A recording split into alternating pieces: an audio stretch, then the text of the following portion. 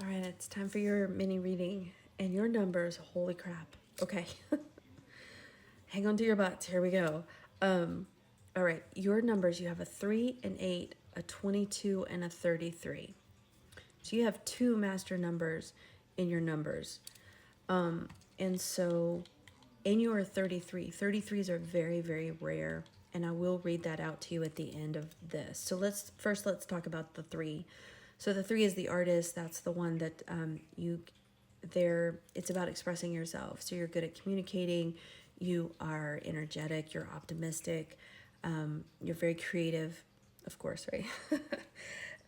So that's the thing with, so anything where you're communicating, you probably, people like talking to you, you're good at those kinds of things. 3s have self-doubt, so watch out for self-doubt. I think that shows up again in your other ones, but you may have a little bit of self-doubt. Then we go into 8s. 8 is the achiever. So you're ambitious, you're driven, you're focused. You're also a natural leader. We'll see that again in your 22 and 33. You are a natural leader. People are going to want to be around you.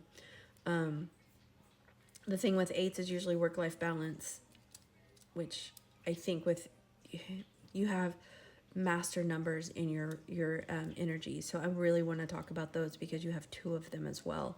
And so you have the 22, which is, again, you have another leader. So you're definitely a natural born leader. People probably follow you. The 22s is the master builder. So this is one where you can really make dreams come true.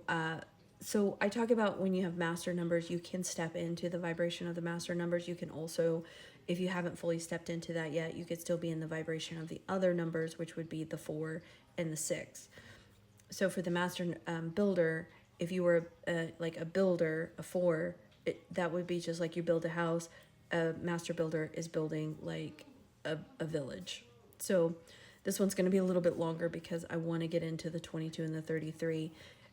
Usually when I see people that have multiple master numbers, they have this like feeling of you're meant to do something big and more, and that can be very overwhelming, and you can kind of fight that a lot, and there could be a lot of resistance that's going on. So I want to talk about the 2 different ones. So the life path 22, the master builder, some of these, you're visionary, you see the bigger picture, you want to create something meaningful.